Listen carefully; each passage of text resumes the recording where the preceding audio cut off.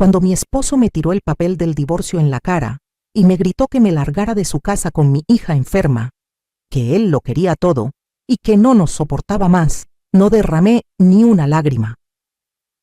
Lo miré directo a los ojos mientras él esperaba verme derrumbada, suplicante como siempre.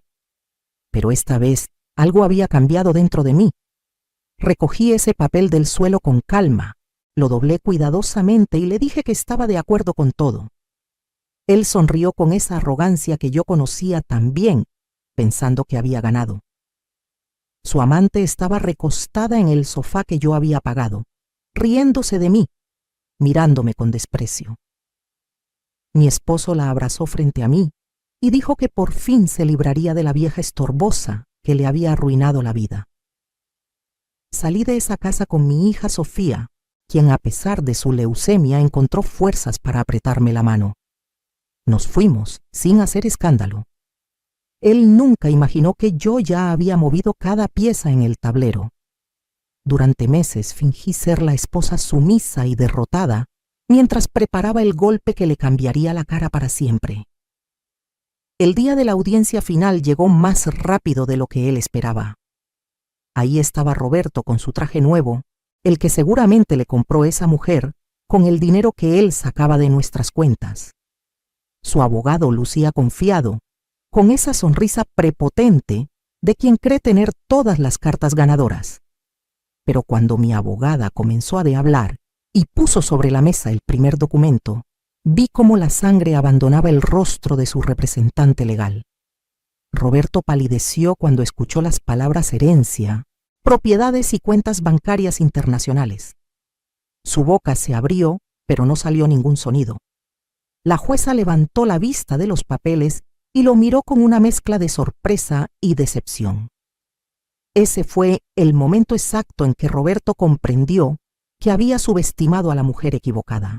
Sigue mi historia hasta el final y comenta la ciudad desde donde me estás viendo para saber qué tan lejos ha llegado mi relato. Mi nombre es Mercedes y tengo 67 años. Sé que para muchos eso significa ser invisible, especialmente cuando tu marido encuentra a una mujer 20 años menor. Pero mi historia no trata sobre convertirme en invisible. Trata sobre cómo usé esa invisibilidad para proteger todo lo que realmente importaba.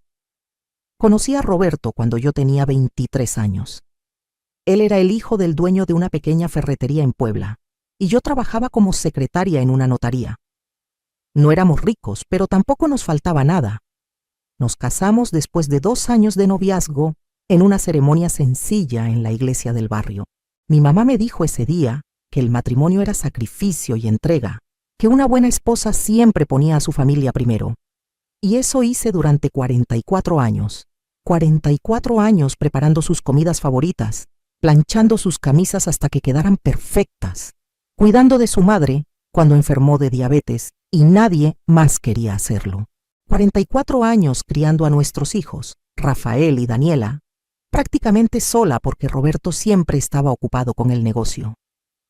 Cuando nació Sofía, mi nietecita hermosa, y le diagnosticaron leucemia a los 5 años, fui yo quien dejó todo para cuidarla. Daniela estaba destruida, apenas podía funcionar del dolor de ver a su hija así. Así que yo me convertí en la enfermera, la compañera de quimioterapias, la que limpiaba cuando vomitaba, la que le cantaba canciones de cuna a las 3 de la mañana cuando el dolor no la dejaba dormir. Roberto apenas visitaba el hospital. Decía que no soportaba ver a la niña así, que le dolía demasiado. Pero encontraba tiempo para sus partidas de dominó los viernes, para sus carnes asadas con los amigos los domingos, para sus escapadas de pesca cada mes. Yo nunca reclamé. Así me habían enseñado que debía ser. Una buena esposa, una buena abuela, siempre disponible, siempre sacrificada, siempre en segundo plano. La ferretería creció con los años. Roberto abrió 2 sucursales más en la ciudad.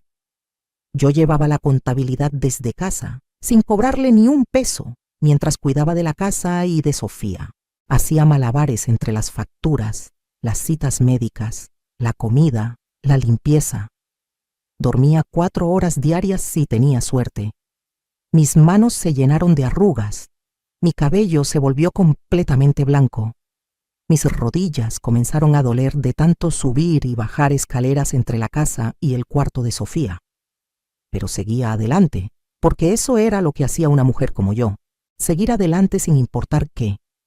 Mi papá murió cuando yo tenía 18 años y me dejó una casa vieja en Oaxaca que nadie quería. Estaba en tan malas condiciones que mis hermanos no pelearon por ella. Me la dejaron a mí casi como un favor. Durante años estuvo ahí, abandonada, mientras yo vivía mi vida en Puebla.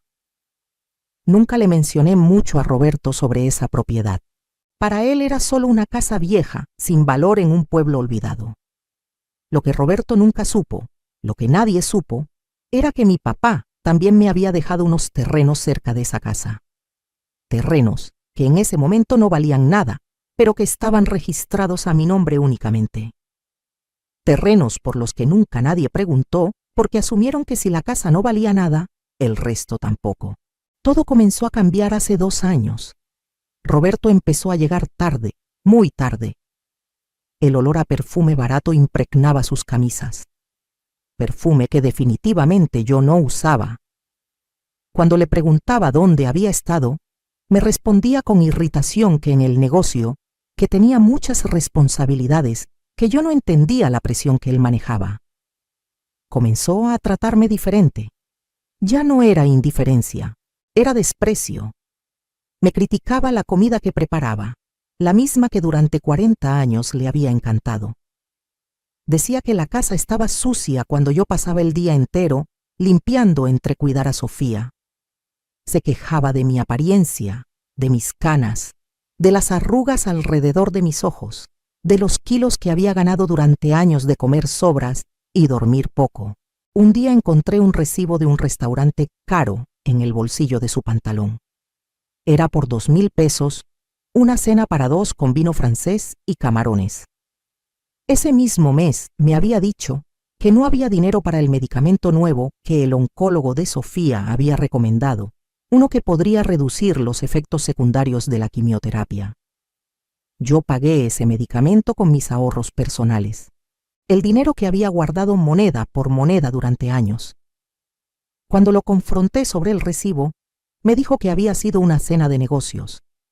Pero los negocios no se hacían en restaurantes románticos con velas y música en vivo un día de San Valentín. Comencé a notar más cosas. Llamadas que cortaba cuando yo entraba a la habitación. Mensajes que borraba inmediatamente. Una vez lo vi sonreír, mirando su teléfono con una ternura que hacía décadas no me dedicaba a mí. Mis hijos tampoco ayudaban mucho. Rafael se había casado con una mujer llamada Patricia, que me odiaba desde el primer día. Decía que yo era entrometida, que opinaba demasiado, que no respetaba su espacio. Todo porque una vez sugerí que no era buena idea que dejaran a su bebé de 3 meses con cualquier persona, mientras ellos se iban de fiesta cada fin de semana. Desde entonces, me excluyeron de sus vidas. Solo me llamaban cuando necesitaban dinero prestado o que cuidara al niño porque su niñera había faltado.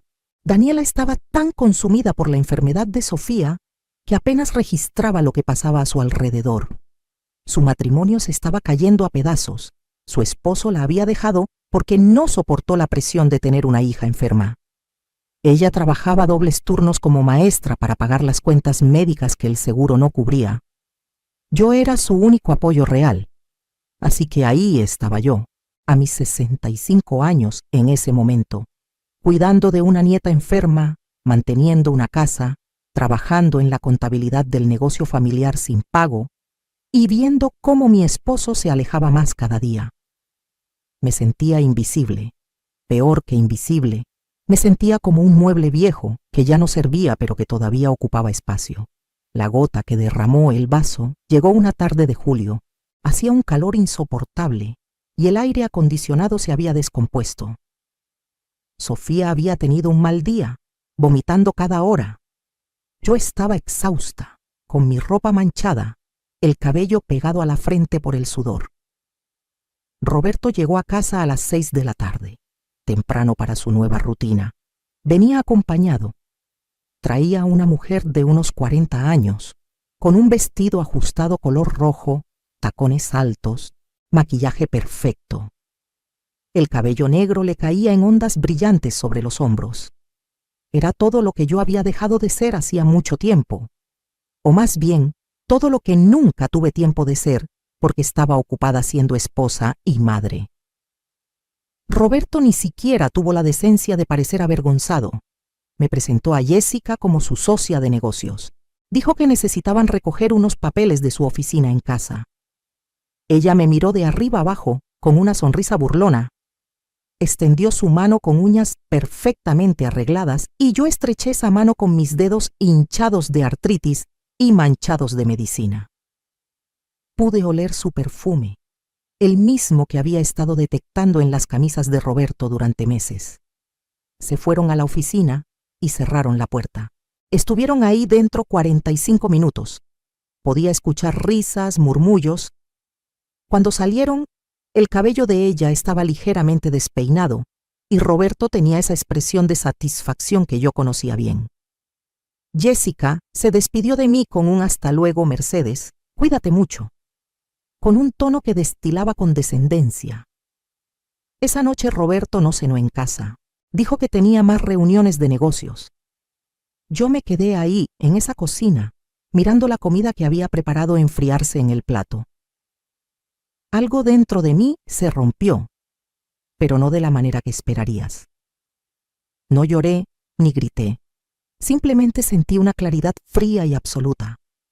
Por primera vez en 40 y tantos años, dejé de preguntarme qué había hecho mal y comencé a preguntarme qué iba a hacer al respecto. A la mañana siguiente llamé a un abogado.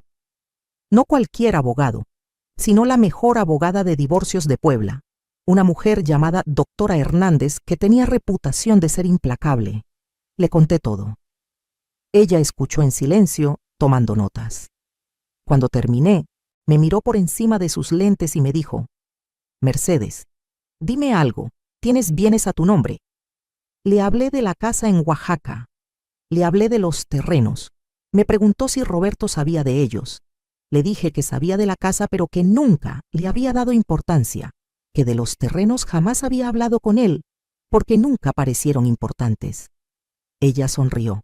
Fue una sonrisa que me dio esperanza por primera vez en meses. Las cosas se empeoraron rápidamente en casa. Roberto ya ni siquiera intentaba esconder su aventura. Jessica llamaba a la casa a todas horas. Una vez contesté y ella me dijo que dejara de molestar a su hombre, que me hiciera un favor y desapareciera. Su hombre. Como si 44 años de matrimonio no significaran nada, como si yo fuera la intrusa en mi propia vida. Roberto comenzó a dormir en el cuarto de invitados. Luego comenzó a no llegar a dormir para nada. Los vecinos murmuraban. Doña Carmen de al lado dejó de saludarme, como si el adulterio de mi esposo fuera contagioso o de alguna manera culpa mía. En la iglesia las otras señoras me miraban con lástima. Esa lástima era casi peor que el desprecio. Mientras tanto, yo seguía con mi rutina. Cuidaba a Sofía, limpiaba la casa, preparaba comida que nadie comía. Pero ahora también hacía otras cosas. Me reunía con la doctora Hernández, investigaba, recopilaba documentos. Roberto pensaba que yo era tonta, que no entendía de negocios o de dinero. Ese fue su primer error. Yo había llevado la contabilidad de sus ferreterías durante años. Conocía cada número, cada cuenta, cada transacción, y comencé a notar irregularidades. Dinero que salía de las cuentas del negocio hacia cuentas personales. Facturas falsas, compras que nunca se habían hecho pero que aparecían en los registros. Roberto estaba desviando dinero del negocio, probablemente para mantener su estilo de vida con Jessica. Documenté todo, cada irregularidad, cada transferencia sospechosa. La doctora Hernández me explicó que esto podría ser crucial. Mientras yo hacía esto, también investigué sobre mis propiedades en Oaxaca. Resultó que la zona donde estaban mis terrenos se había desarrollado enormemente en los últimos años. El gobierno había construido una carretera nueva que conectaba con la costa. Empresas turísticas estaban comprando terrenos en la zona para desarrollar resorts y hoteles boutique. Mis terrenos, esos que nadie quería, esos que Roberto consideraba basura, ahora valían una fortuna. Contraté a un valuador que confirmó lo que yo sospechaba. Solo los terrenos valían cerca de 15 millones de pesos. La casa vieja, con algo de remodelación, podría convertirse en una posada encantadora que valía otros 2 millones. 17 millones de pesos que eran completamente míos, solo a mi nombre, adquiridos antes del matrimonio. Dinero del que Roberto no podía tocar ni un centavo. La doctora Hernández casi salta de alegría cuando le mostré la evaluación. Ahora teníamos munición. Un sábado por la tarde, hace unos 8 meses, Roberto llegó a casa con Jessica del brazo. Ya ni siquiera fingían. Entraron como si fueran los dueños del lugar. Yo estaba en la sala con Sofía leyéndole un cuento. La niña había tenido una semana buena. Su cabello estaba comenzando a crecer de nuevo después de la última ronda de quimioterapia.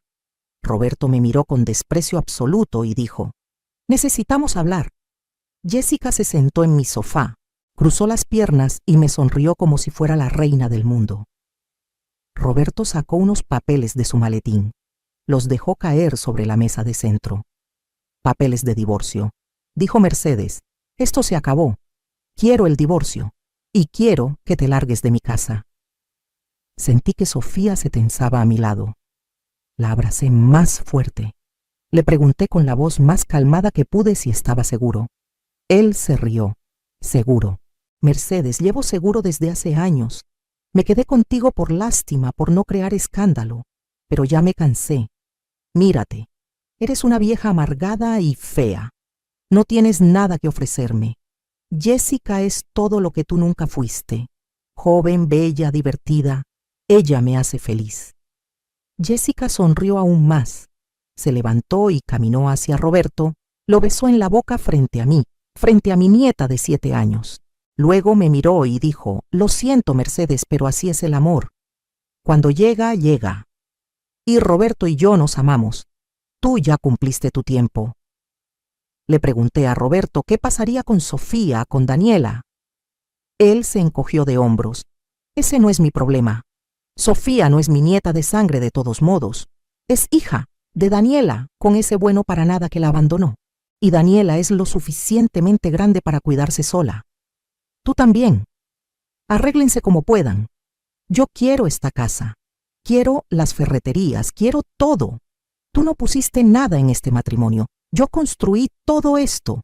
Así que te vas con lo que traías puesto y ya». Respiré profundo. Miré esos papeles. Luego lo miré a él. Y dije: «Está bien, Roberto. Acepto el divorcio. Puedes quedarte con todo. Me iré». Su cara mostró sorpresa por un segundo. Claramente esperaba que yo suplicara, que llorara, que armara un escándalo. Cuando no hice nada de eso, se recuperó rápidamente y sonrió. «Bien. Qué bueno que al fin entiendes tu lugar. Tienes 2 semanas para salir de mi casa». Recogí los papeles, tomé a Sofía de la mano y subimos a nuestro cuarto. Detrás de mí podía escuchar las risas de Roberto y Jessica, celebrando su victoria. Esa noche llamé a la doctora Hernández y le dije que Roberto había pedido el divorcio. Ella me preguntó si estaba lista para proceder con nuestro plan. Le dije que nunca había estado más lista para nada en mi vida. Durante las siguientes semanas fingí ser la esposa derrotada y sumisa que Roberto esperaba. Me mudé a un departamento pequeño con Sofía. Era un lugar humilde de 2 habitaciones en una zona no muy buena de la ciudad, pero era lo que podía pagar con mis ahorros limitados. Roberto ni siquiera ofreció ayudar con la mudanza o con dinero para la renta. Estaba demasiado ocupado remodelando nuestra casa, borrando cualquier rastro de mí. Daniela estaba destrozada cuando le conté todo. Quería confrontar a su papá, gritarle, hacerle ver lo que estaba haciendo. Pero yo le pedí que se mantuviera calmada, que confiara en mí. Le dije que tenía un plan, pero que necesitaba que ella actuara normal, como si estuviéramos resignadas a perder todo.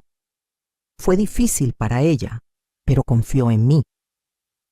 Rafael, por otro lado, se puso del lado de su padre. Dijo que era natural que un hombre buscara felicidad, que yo había dejado de esforzarme, que no podía culpar a papá por querer estar con alguien que lo apreciara. Patricia, su esposa, estuvo completamente de acuerdo. Incluso tuvieron el descaro de invitar a Jessica a una cena familiar, presentándola como la nueva pareja de Roberto. Yo no fui invitada. Eso dolió más de lo que quiero admitir. Perder a tu hijo, ver que elige al padre adúltero sobre la madre que sacrificó todo, eso te parte el alma. Pero usé ese dolor como combustible. Cada humillación, cada desprecio, cada risa burlona, lo guardé todo y lo convertí en determinación. Mientras tanto, Roberto procedió con el divorcio de manera agresiva. Su abogado era un hombre arrogante llamado licenciado Fuentes, conocido por ser despiadado.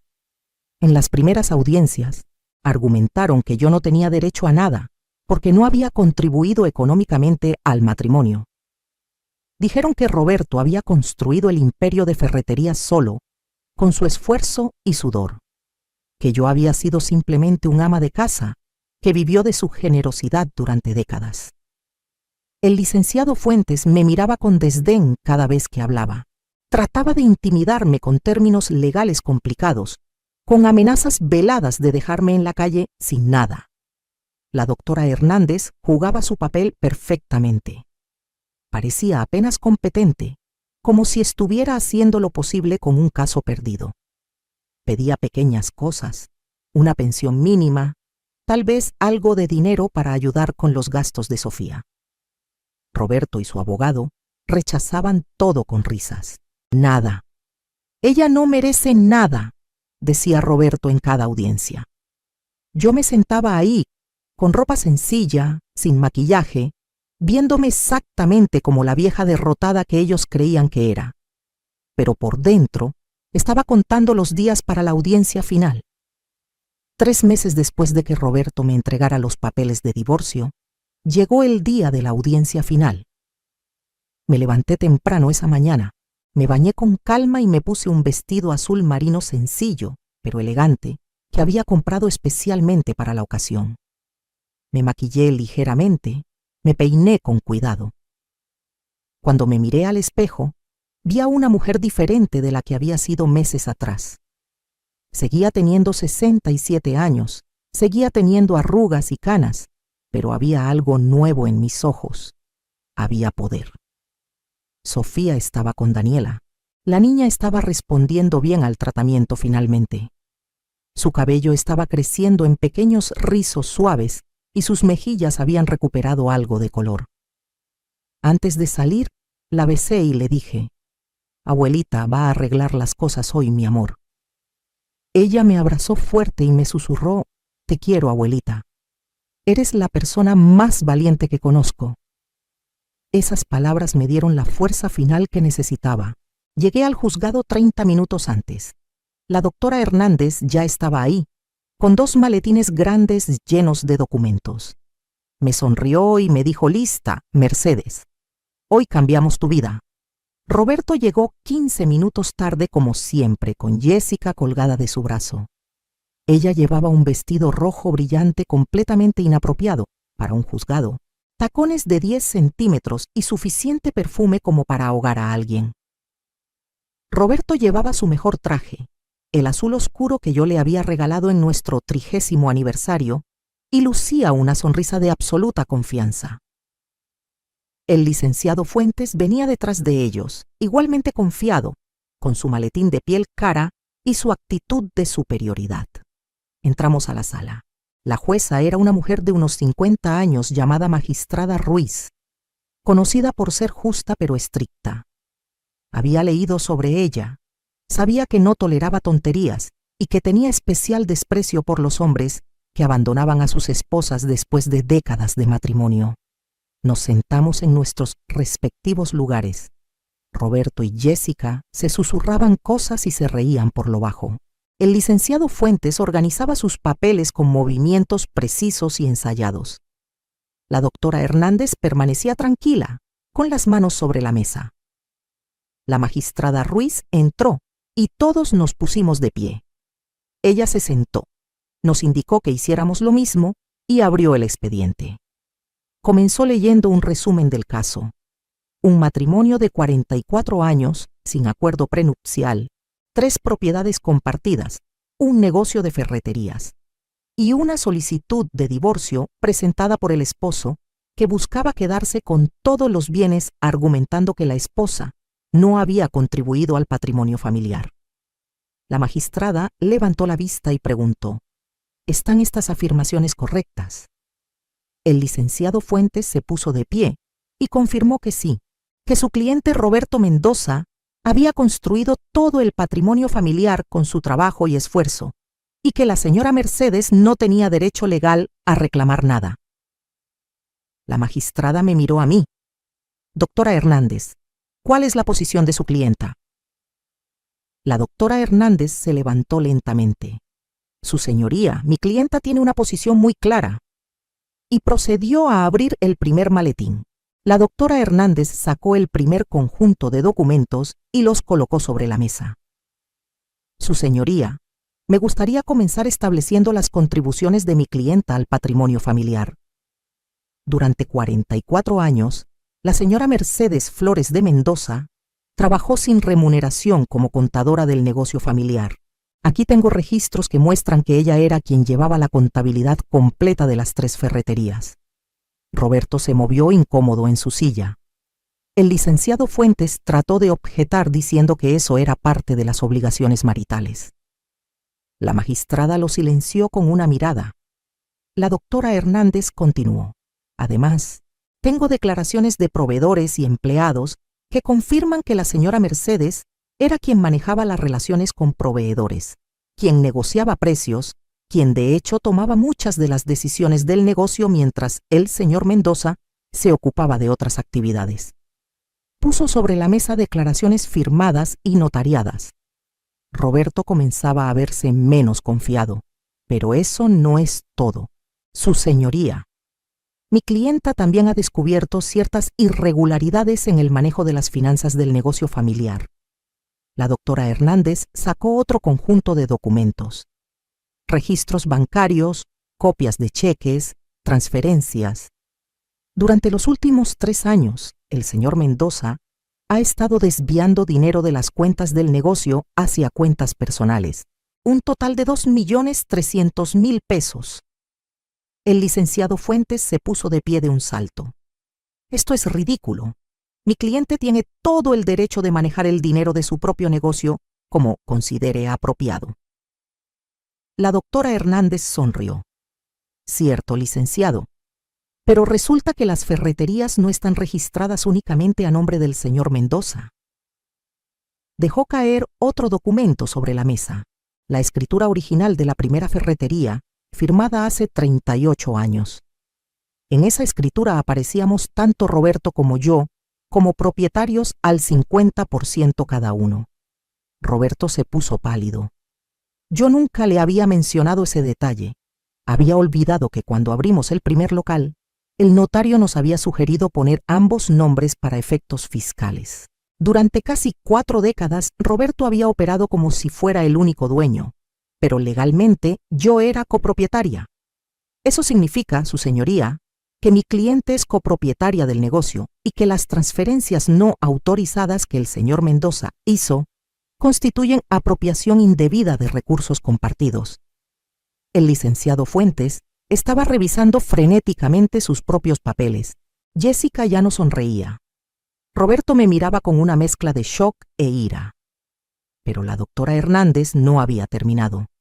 Ahora bien, su señoría, pasemos a discutir los bienes personales de mi clienta. Roberto se rió nerviosamente. ¿Qué bienes personales puede tener ella?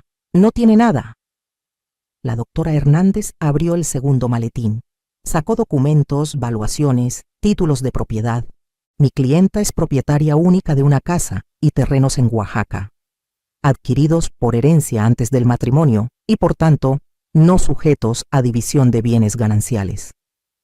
La magistrada tomó los documentos y comenzó a revisarlos. Roberto dijo con desdén: «Esa casa vieja no vale nada. Todos lo sabemos». La doctora Hernández sonrió más ampliamente. De hecho, señor Mendoza, esa propiedad ha sido valuada recientemente en 17 millones de pesos. El silencio que siguió a esa declaración fue absoluto. Roberto se quedó con la boca abierta. El licenciado Fuentes dejó caer el bolígrafo que sostenía. Jessica parecía haber dejado de respirar. La magistrada Ruiz levantó las cejas con interés y continuó leyendo los documentos de evaluación. 17 millones, repitió la magistrada. La doctora Hernández asintió. Así es, su señoría. La zona donde se encuentran estas propiedades ha experimentado un desarrollo turístico significativo en los últimos años. Los terrenos de mi clienta tienen frente de playa y acceso directo a la nueva carretera costera. Varias empresas hoteleras han expresado interés en comprarlos. Aquí tengo 3 ofertas formales, la más alta por 19 millones de pesos. Puso las cartas de oferta sobre la mesa. Roberto encontró su voz finalmente. Eso no puede ser cierto. Esos terrenos no valen nada. Mercedes me está mintiendo. Fabricó esos documentos. La magistrada lo miró con severidad. Señor Mendoza, estas valuaciones están certificadas por valuadores autorizados y las ofertas vienen de empresas legítimamente constituidas. A menos que tenga evidencia de fraude, le sugiero que controle sus acusaciones. Roberto se hundió en su silla. Podía ver su mente trabajando, calculando, dándose cuenta de que había cometido un error monumental. El licenciado Fuentes pidió un receso. La magistrada lo concedió. Nos levantamos y salimos al pasillo. Roberto me agarró del brazo con fuerza. Me dolió, pero no dije nada. Su cara estaba roja de ira. ¿Desde cuándo sabías que esos terrenos valían tanto? Le respondí con calma desde hace unos meses, Roberto. Cuando tú estabas ocupado con Jessica, yo estaba ocupada investigando mi futuro. Jessica se acercó y me gritó: eres una víbora, una mentirosa. Le estabas ocultando esto a tu esposo. Me reí. Era la primera vez que me reía genuinamente en meses. Le dije: Jessica, querida, Roberto no es mi esposo, es mi pronto ex esposo. Y no le oculté nada. Simplemente nunca preguntó. Asumió que yo no tenía nada de valor, como asumió tantas otras cosas sobre mí. La doctora Hernández intervino y nos separó. Le dijo a Roberto que se alejara de su clienta o presentaría cargos por intimidación. Volvimos a entrar a la sala. El licenciado Fuentes lucía significativamente menos confiado. Cuando la magistrada retomó la sesión, él pidió la palabra. Su señoría, mi cliente estaría dispuesto a llegar a un acuerdo. Quizás una división más equitativa de los bienes. La magistrada lo miró. Hace una hora su cliente insistía en que la señora Mendoza no merecía nada. ¿Qué ha cambiado? El licenciado Fuentes tragó saliva. Hemos reconsiderado nuestra posición dado que nueva información ha salido a luz. La magistrada se volvió hacia mí. Señora Mendoza, ¿está usted interesada en llegar a un acuerdo con su esposo? Me puse de pie lentamente. Toda la sala me miraba. Roberto con ansiedad, Jessica con odio, el licenciado Fuentes con nerviosismo, la magistrada con curiosidad, la doctora Hernández con orgullo. Hablé con voz clara y firme. Su señoría, hace 3 meses mi esposo me echó de la casa que compartimos durante 44 años. Me dijo que yo no tenía valor, que era vieja y fea, que no merecía nada. Me dijo que me largara con mi nieta enferma, que él no nos necesitaba ni nos quería. Delante de esa niña de 7 años con leucemia, besó a su amante y me dijo que yo ya había cumplido mi tiempo. No ofreció ayuda económica, no ofreció apoyo. Me dejó en la calle con lo puesto. Tuve que mudarme a un departamento pequeño. Tuve que usar mis ahorros para pagar el tratamiento de mi nieta, porque él se negó a ayudar. Durante 3 meses me ha humillado públicamente. Ha paseado a su amante por toda la ciudad. Ha hablado mal de mí con quien quiera escuchar. Ahora que descubre que tengo recursos, de repente quiere negociar. De repente quiere ser justo. Mi respuesta es no. No quiero ningún acuerdo con usted, señor Mendoza. La magistrada asintió. Entiendo su posición, señora Mendoza. Entonces procedamos con la división legal de bienes. La doctora Hernández se levantó nuevamente. Su señoría, me gustaría presentar evidencia adicional. Tengo aquí registros médicos que muestran los gastos de tratamiento de la nieta de mi clienta, gastos que mi clienta ha estado cubriendo sola. También tengo evidencia de que el señor Mendoza ha estado gastando recursos conyugales en su amante, facturas de restaurantes, hoteles, joyas, viajes. En total, aproximadamente 1.200.000 pesos en el último año. Jessica se puso de pie gritando: «Eso es privado. No tienen derecho a investigar nuestra relación». La magistrada la miró con frialdad. «Siéntese, señorita. Usted no es parte de este procedimiento. Si vuelve a interrumpir, la sacaré de la sala». Jessica se sentó, pero fulminaba con la mirada. La magistrada revisó toda la evidencia que la doctora Hernández había presentado. Después de varios minutos de silencio, habló. «He revisado toda la documentación presentada por ambas partes. Mi decisión es la siguiente. Las 3 ferreterías, siendo propiedad compartida según la escritura original, serán divididas de la siguiente manera. El 50% corresponde legalmente a la señora Mercedes Mendoza como copropietaria original. Del 50% restante que corresponde al señor Roberto Mendoza, la mitad será asignada a la señora Mendoza como parte de los bienes gananciales del matrimonio. Eso significa que la señora Mendoza se queda con el 75% de las ferreterías». Roberto se puso de pie de un salto. «Eso es un robo. No puede quitarme mi negocio». La magistrada golpeó su mazo sobre la mesa. «Señor Mendoza, siéntese inmediatamente o lo haré sacar de la sala». Roberto se sentó, temblando de ira. La magistrada continuó. «La casa conyugal será otorgada a la señora Mendoza como compensación por los años de trabajo no remunerado en el negocio familiar y como compensación por los gastos médicos de su nieta que usted se negó a cubrir.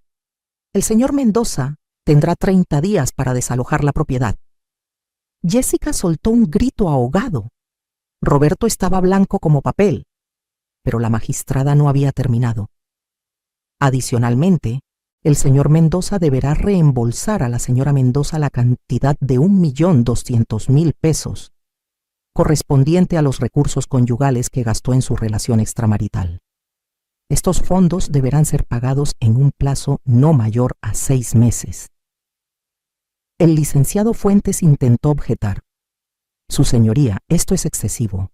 Mi cliente quedará prácticamente en la ruina». La magistrada lo miró sin compasión. Su cliente eligió gastar recursos familiares en mantener una amante, mientras su esposa pagaba de su bolsillo el tratamiento médico de su nieta enferma. Su cliente eligió humillar y abandonar a una mujer que dedicó 44 años de su vida a su familia. Las consecuencias de esas decisiones son enteramente suyas. Ahora, con respecto a las propiedades en Oaxaca, dado que fueron adquiridas por la señora Mendoza antes del matrimonio, permanecen como su propiedad exclusiva. El señor Mendoza no tiene ningún derecho sobre ellas. Roberto hundió su cara entre sus manos. Jessica lo miraba con una expresión que mezclaba shock y algo más, algo que parecía cálculo. La magistrada revisó sus notas una vez más. «Hay algo más que me gustaría agregar.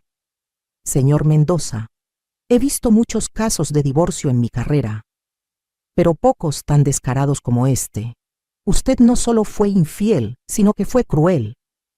Echó a su esposa de su hogar sin ningún apoyo. Se negó a ayudar con el tratamiento médico de una niña enferma. Gastó recursos familiares en lujos para su amante. Y luego tuvo el descaro de pedir que le dieran todo, asumiendo que su esposa no tenía recursos ni opciones. Me complace enormemente demostrarle que estaba equivocado. La sentencia es final. Buenos días». Y con eso golpeó su mazo y se levantó. Salí de esa sala con la cabeza en alto. Roberto seguía sentado, inmóvil, en estado de shock. Jessica ya estaba caminando hacia la salida, sus tacones resonando en el piso de mármol. Algo me decía que Roberto no volvería a verla pronto. Las mujeres como Jessica no se quedan con hombres que pierden todo. Afuera del juzgado, la doctora Hernández me abrazó. Lo logramos, Mercedes. Le ganamos. Le dije, no, doctora, no le ganamos. Simplemente tomé lo que siempre fue mío. Las semanas siguientes fueron una revelación.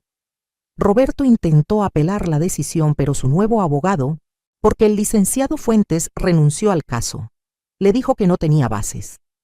La evidencia era abrumadora y la magistrada había sido más que justa. De hecho, podría haber sido peor para él.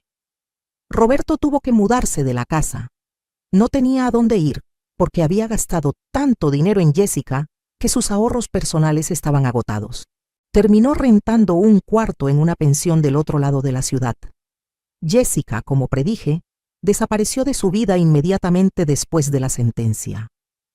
Alguien me contó que la vieron 2 semanas después del brazo de otro hombre, un empresario de la Ciudad de México. Roberto trató de llamarla, pero ella bloqueó su número. El amor eterno había durado exactamente hasta que el dinero se acabó. Yo me mudé de vuelta a la casa, mi casa ahora. Lo primero que hice fue cambiar todas las cerraduras. Luego contraté a unas señoras para que hicieran una limpieza profunda. Quería eliminar cualquier rastro de Jessica, cualquier olor a su perfume barato, cualquier recuerdo de esos meses horribles. Pinté las paredes de colores claros y alegres. Compré muebles nuevos. Convertí uno de los cuartos en un espacio especial para Sofía, con paredes de color rosa suave, estantes llenos de libros, juguetes, un escritorio para que hiciera su tarea. Daniela y Sofía se mudaron conmigo. Daniela había estado viviendo en un departamento diminuto, luchando para llegar a fin de mes. Ahora tenía un hogar real, espacio, seguridad. Sofía estaba feliz. Su salud mejoraba cada día. El nuevo tratamiento estaba funcionando y los doctores eran optimistas sobre su recuperación completa. Ver a esa niña correr por el jardín, riendo, con su cabello creciendo en rizos suaves, sanaba algo dentro de mí. Las ferreterías fueron otro tema. Yo ahora era la propietaria mayoritaria. Llamé a una reunión con todos los empleados.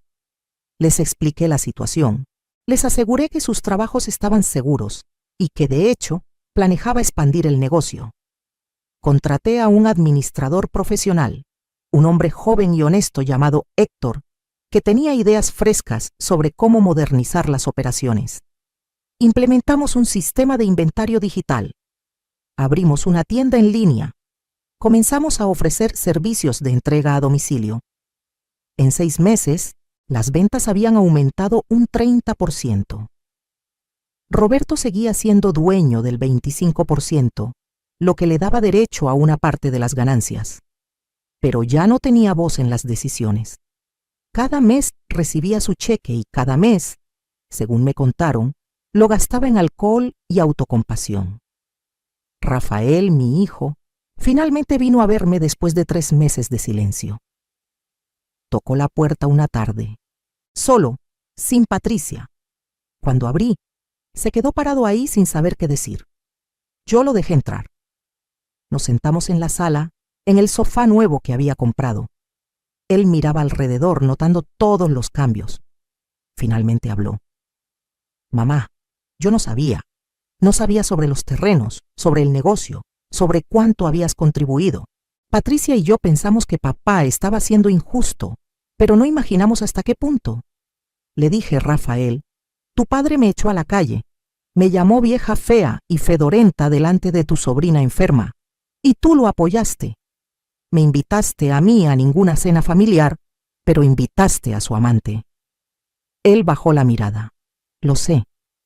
Y lo siento, mamá. No tengo excusa. Patricia estaba celosa de ti. Decía que siempre te metías en nuestra vida. Y yo dejé que eso nublara mi juicio. Soy tu hijo y debí defenderte. Le pregunté por qué había venido ahora. Él fue honesto, porque me di cuenta de que puedo perder a mi madre por apoyar a un padre que estaba completamente equivocado, porque mi hijo pregunta por su abuela y no sé qué decirle. porque vi a papá el otro día y está destruido, bebiendo, amargado, culpando a todos menos a sí mismo. Y no quiero terminar así. No acepté su disculpa inmediatamente. Le dije que necesitaba tiempo, que la confianza se construye lentamente, pero le permití empezar a visitarme. Poco a poco, durante meses, reconstruimos nuestra relación. Patricia nunca se disculpó, pero Rafael estableció límites con ella sobre cómo hablaba de mí. Era un comienzo. Daniela prosperaba. Con el estrés financiero eliminado, con apoyo real, con Sofía mejorando, ella comenzó a florecer. Volvió a sonreír, comenzó a salir con amigos. Incluso empezó a salir con un hombre bueno, un maestro de la escuela de Sofía, que la trataba con respeto y cariño. Verla feliz me llenaba el corazón. Yo misma cambié de maneras que nunca imaginé. Contraté a una empleada doméstica que venía 3 veces por semana. No porque no pudiera limpiar mi propia casa, sino porque no quería. Después de 44 años limpiando para otros, decidí que merecía ayuda. Tomé clases de pintura, algo que siempre había querido hacer pero nunca había tenido tiempo. Resultó que era bastante buena. Mis pinturas de paisajes oaxaqueños comenzaron a llenar las paredes de la casa. Me uní a un grupo de mujeres de mi edad que se reunían los jueves para tomar café y compartir historias. Muchas de ellas tenían historias similares a la mía: esposos infieles, años de sacrificio sin reconocimiento, la lucha de encontrarse a sí mismas después de décadas de ser definidas solo como esposas y madres. Nos apoyábamos mutuamente, celebrábamos nuestras victorias, nos consolábamos en nuestras derrotas. Decidí qué hacer con las propiedades en Oaxaca. Rechacé las ofertas de compra de las empresas hoteleras. En su lugar, contraté a un arquitecto y a un constructor. Remodelamos la casa vieja de mi padre, convirtiéndola en una hermosa posada boutique de 6 habitaciones. Mantuvimos el carácter original de la construcción, pero la modernizamos con baños privados, aire acondicionado, camas cómodas. La llamé Casa Mercedes. En los terrenos, en lugar de vender, desarrollé un pequeño complejo de cabañas ecológicas. 8 cabañas construidas con materiales sustentables, diseñadas para mezclarse con el paisaje natural.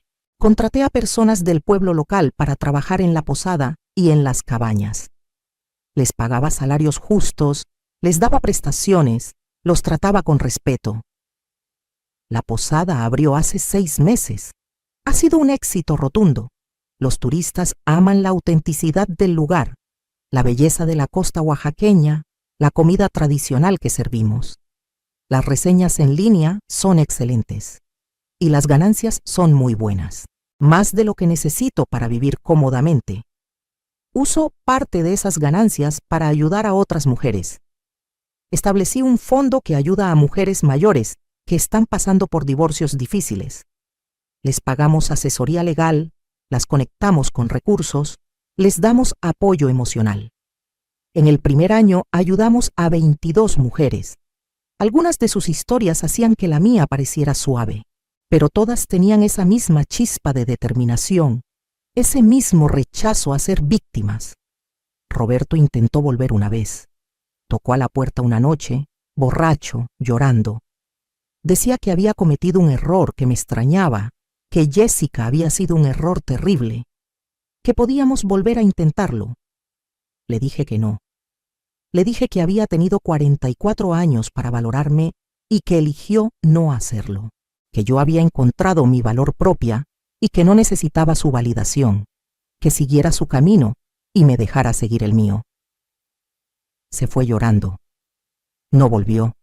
Escuché que eventualmente dejó de beber tanto, que consiguió un trabajo en una ferretería que no era la nuestra, que vivía una vida tranquila y solitaria. Parte de mí sentía lástima por él, pero era una parte muy pequeña. La mayor parte de mí simplemente ya no sentía nada. Había usado toda mi energía emocional en él durante décadas. Ya no tenía más que dar. Sofía se recuperó completamente. Hace 3 meses recibió la noticia de que estaba en remisión completa. La leucemia se había ido. Lloramos de alegría las tres. Daniela, Sofía y yo, abrazadas en el consultorio del doctor. Sofía ahora tiene 8 años. Va a la escuela normalmente. Juega con sus amigos. Es una niña normal y saludable. Cada vez que la veo reír, cada vez que la veo correr, pienso en cómo casi perdemos todo, cómo Roberto estuvo dispuesto a abandonarla cuando más nos necesitaba. Y me siento agradecida de haberme mantenido firme, de haber luchado, de haber ganado. Hoy tengo 67 años y nunca he sido más feliz. Vivo en una casa hermosa, llena de luz y amor. Tengo un negocio próspero que me da independencia financiera. Tengo propiedades en Oaxaca que me dan alegría y propósito. Tengo a mi hija Daniela viviendo conmigo, riendo otra vez, enamorándose otra vez. Tengo a mi nieta Sofía, sana y feliz, llamándome su heroína. Tengo a mi hijo Rafael tratando de reconstruir nuestra relación, aprendiendo a ser mejor hombre de lo que su padre fue. Tengo amigas que me entienden y me apoyan. Tengo hobbies que me apasionan. Tengo planes para el futuro. Hace unas semanas, Daniela me preguntó si alguna vez lamentaba haber pasado tantos años con Roberto. Si sentía que había desperdiciado mi vida. Lo pensé cuidadosamente antes de responder. Le dije que no lamentaba esos años porque me dieron a ella y a Rafael. Me enseñaron resiliencia. Me enseñaron mi propia fuerza. Me enseñaron que nunca es demasiado tarde para defenderte a ti misma. Que nunca es demasiado tarde para reclamar tu vida. Roberto pensó que porque yo era mayor, porque tenía canas y arrugas, porque había dedicado mi vida a mi familia, era desechable. Pensó que podía reemplazarme con una versión más joven y que yo simplemente aceptaría mi destino. Ese fue su error fatal. Subestimar a una mujer que ha sobrevivido décadas de sacrificio, que ha criado hijos, que ha manejado negocios, que ha cuidado enfermos, es subestimar a una de las fuerzas más poderosas del universo. Somos sobrevivientes, somos guerreras, y cuando finalmente decidimos luchar por nosotras mismas, somos imparables. A todas las mujeres que están pasando por algo similar les digo esto. No acepten menos de lo que merecen. No crean cuando les dicen que no tienen valor porque son mayores, porque han cambiado físicamente, porque dedicaron años a su familia en lugar de a una carrera. Esos años tienen valor. Ese trabajo tiene valor. Ustedes tienen valor. Investiguen sus recursos. Conozcan sus derechos. Busquen ayuda legal competente. No se rindan porque alguien más decidió que ya no les sirven. Y si tienen activos que otros desconocen, si tienen habilidades que otros subestiman, si tienen fuerza que otros no ven, úsenlos. No para venganza, sino para justicia. No para destruir, sino para construir la vida que merecen. Hoy visité la tumba de mi padre por primera vez en años. Le agradecí por dejarme esos terrenos que nadie quería. Le dije que finalmente entendí por qué siempre me decía que guardara algo solo para mí, que nunca pusiera todo en manos de otra persona. Él lo sabía. Sabía que algún día podría necesitar mi propia base, mi propia seguridad. Y tenía razón. Anoche cené con mis amigas del grupo de los jueves. Les conté la versión completa de mi historia, todos los detalles. Cuando terminé, hubo un momento de silencio. Luego una de ellas, Guadalupe, levantó su copa de vino y dijo un brindis. Por Mercedes, quien nos recuerda que nunca es demasiado tarde para ganar. Todas levantaron sus copas. Brindamos, reímos, compartimos nuestras propias historias de triunfo y superación. Y me di cuenta de que esto era lo que había estado buscando toda mi vida sin saberlo. No la aprobación de un hombre, no el estatus de esposa perfecta, sino esta hermandad de mujeres fuertes, esta comunidad de sobrevivientes, esta red de apoyo mutuo. En mi casa ahora, sobre la chimenea de la sala, cuelga una de mis pinturas favoritas. Es un paisaje de Oaxaca al amanecer, con el sol saliendo sobre las montañas, bañando todo en luz dorada. Lo pinté la primera vez que visité mis propiedades después de la sentencia. Me paré en esa playa.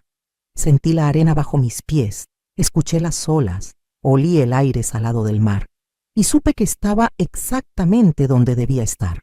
Ese cuadro me recuerda cada día que después de la noche más oscura siempre viene el amanecer, que después de la tormenta más feroz siempre llega la calma, que después del invierno más frío siempre florece la primavera. Sofía a veces me pregunta sobre su abuelo. Le digo la verdad de manera apropiada para su edad, que a veces las personas toman malas decisiones, que esas decisiones tienen consecuencias. Pero también le digo que nosotras estamos bien, que somos fuertes, que somos una familia y que nada ni nadie puede quitarnos eso. Daniela ha empezado a ahorrar dinero para comprar su propia casa. Podría quedarse conmigo para siempre y yo sería feliz. Pero entiendo su necesidad de independencia. Le he enseñado bien. Sabe que una mujer debe tener siempre sus propios recursos, su propio espacio, su propia seguridad. Cuando encuentre su casa, la ayudaré con el enganche, porque eso es lo que hacemos las mujeres de esta familia.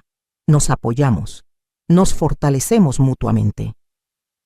La semana pasada recibí una carta de una mujer llamada Rosa. Tenía 72 años y estaba pasando por un divorcio después de 50 años de matrimonio. Había leído sobre mi caso en el periódico local. Me escribió preguntando si podíamos hablar, si podía darle consejos. Nos reunimos en un café. Le conté mi historia completa. Le di el contacto de la doctora Hernández. Le hablé sobre el fondo que había establecido para ayudar a mujeres en su situación. Lloró. Me agradeció. Me dijo que había estado a punto de rendirse, de aceptar lo que su esposo le ofrecía, que era casi nada, pero que mi historia le había dado esperanza. Hace 2 días me llamó. Su abogada, usando estrategias similares a las que usó la doctora Hernández, había descubierto que Rosa tenía derechos sobre varias propiedades que su esposo había intentado esconder. La balanza había cambiado a su favor. Estaba llorando de alegría. Ese momento me confirmó algo que había estado sintiendo durante meses. Mi propósito ahora no es solo vivir mi mejor vida, aunque eso es importante. Mi propósito es ayudar a otras mujeres a reclamar las suyas. Estoy considerando escribir un libro sobre mi experiencia. No por vanidad, sino porque creo que hay miles, tal vez millones de mujeres en situaciones similares. Mujeres que han dedicado sus vidas a sus familias. Mujeres que son descartadas cuando envejecen. Mujeres que no conocen sus derechos o sus recursos. Mujeres que creen las mentiras que les dicen sobre no tener valor. Si mi historia puede ayudar aunque sea a una de ellas a defenderse, a reclamar lo que es suyo, a construir una nueva vida, entonces vale la pena compartirla. La doctora Hernández me animó a hacerlo. Dice que mi caso fue excepcional no solo porque gané, sino por cómo gané. Con preparación meticulosa, con paciencia estratégica, con uso inteligente de recursos que otros subestimaron. Dice que podría convertirse en un modelo para otras mujeres. Ya he empezado a hacer notas, recuerdos, documentos, lecciones aprendidas. Es un proceso emocional revivir todo, pero también es catártico. Cada palabra que escribo es como soltar otro pedazo del dolor, de la humillación, de los años de sentirme invisible. Esta mañana me desperté temprano y salí al jardín. El sol apenas estaba saliendo.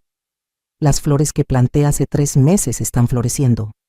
Rosas, jazmines, bugambilias. El aire olía dulce y fresco.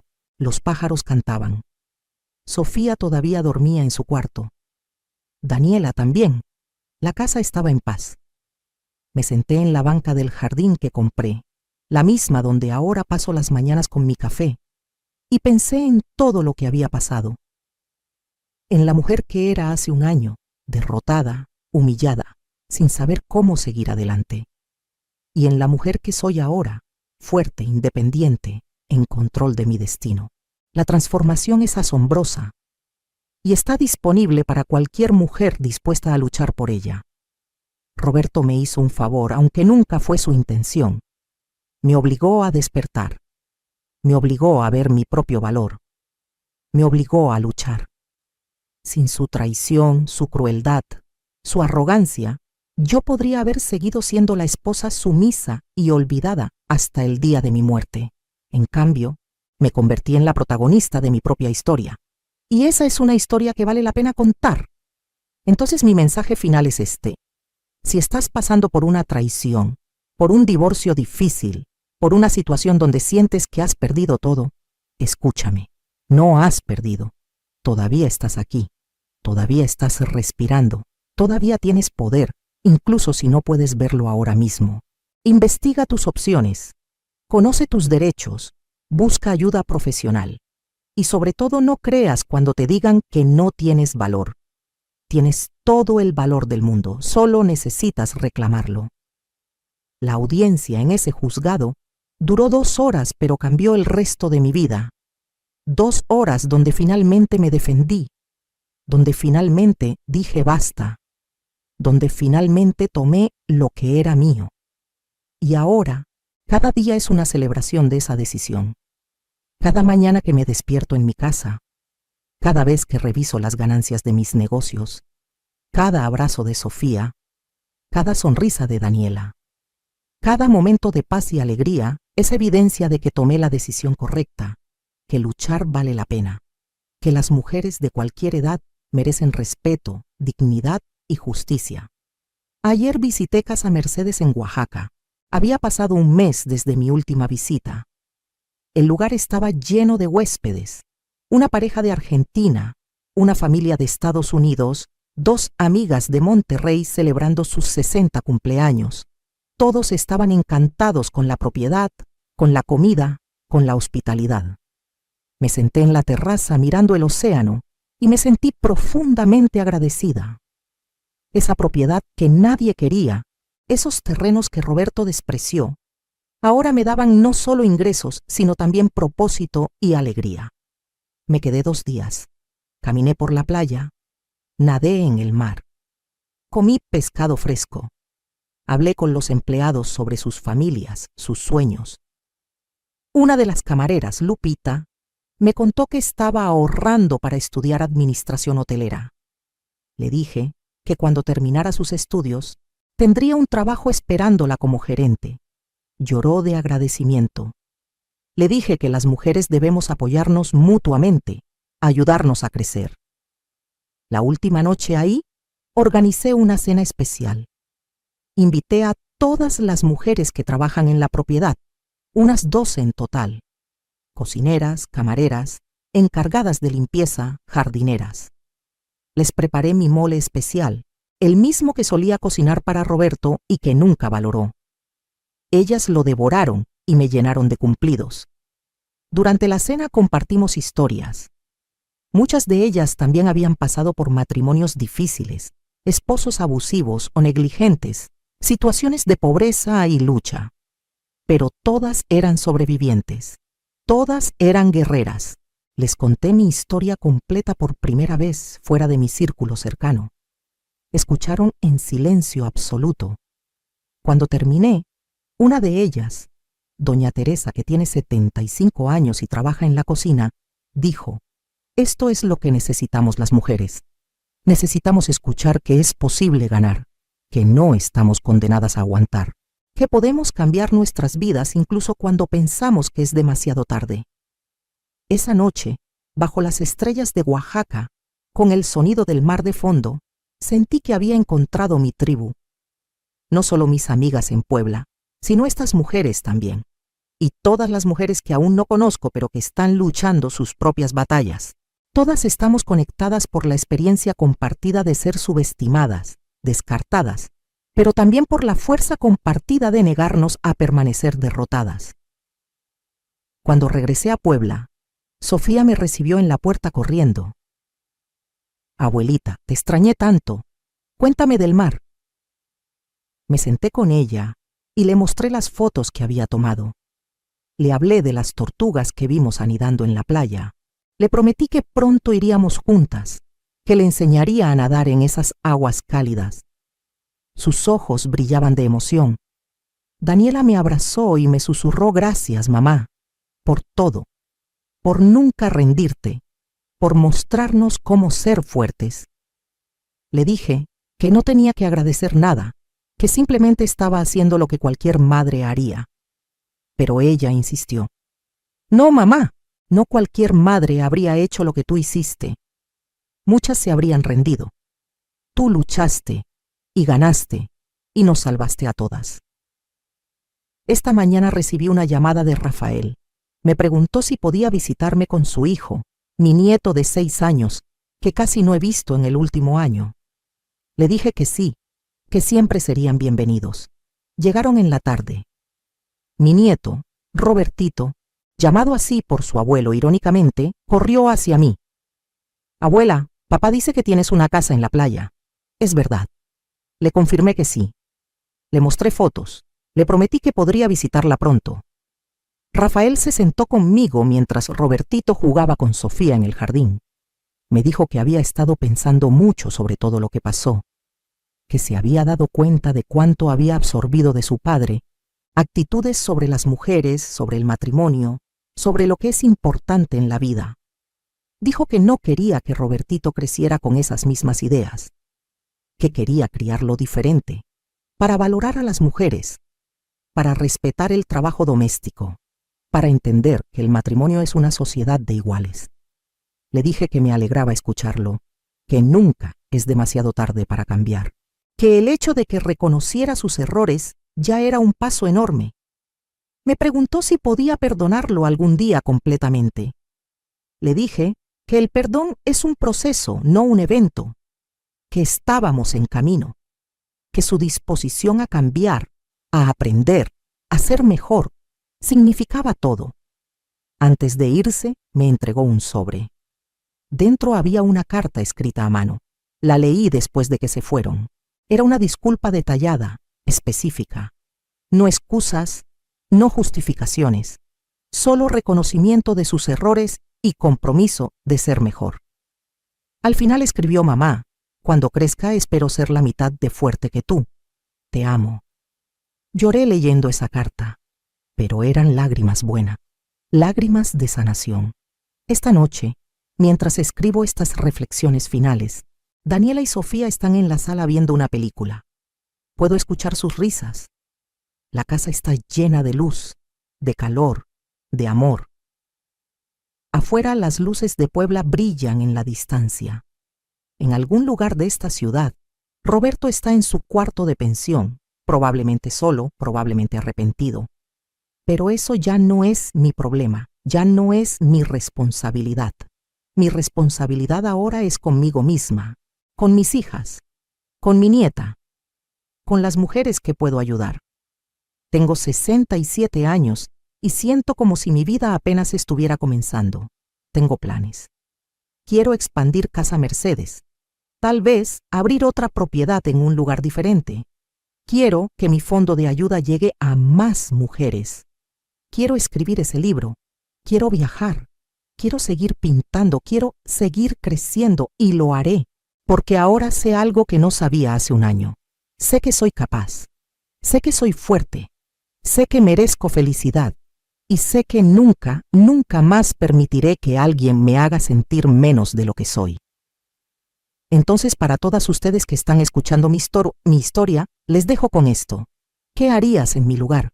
Si tu pareja te traicionara después de décadas de dedicación, si te dijeran que no vales nada, si te echaran de tu propia casa, ¿te rendirías o lucharías? Yo elegí luchar y esa elección cambió todo. Comenta abajo qué harías tú. Cuéntame tu historia si tienes una similar. Y recuerda, no importa cuántos años tengas, no importa cuánto tiempo hayas estado en una situación difícil, nunca es demasiado tarde para reclamar tu vida. Nunca es demasiado tarde para defender tu valor. Nunca es demasiado tarde para ganar. Mi nombre es Mercedes. Tengo 67 años. Y esta es mi historia de cómo mi esposo pensó que podía destruirme, pero en cambio me obligó a descubrir mi verdadera fuerza. De cómo perdí un matrimonio pero gané mi libertad.